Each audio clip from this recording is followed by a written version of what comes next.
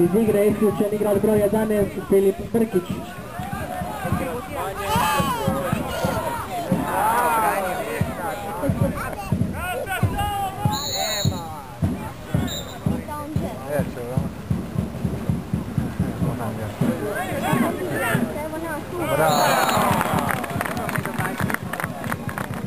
Treći gol Josipa Šutala.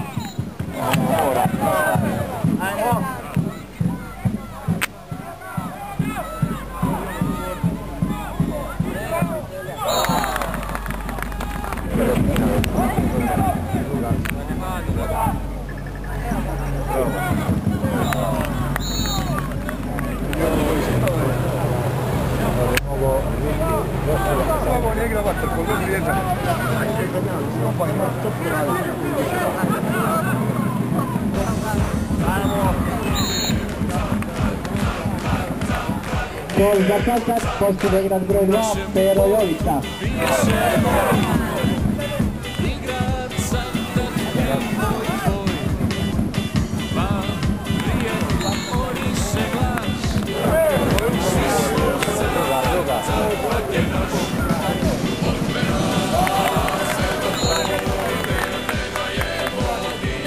Gol za Čačak, posljedno igrač broj 13, Mio Dragolov.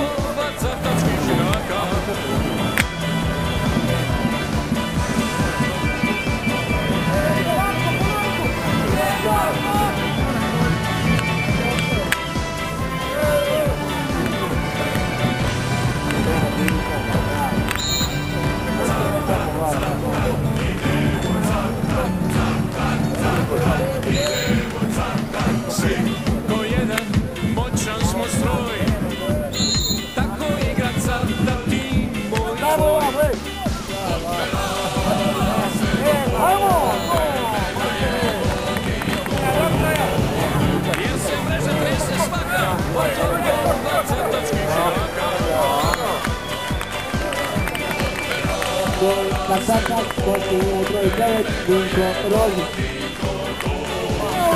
Se mreža trese svaka od topova cavtaških junaka.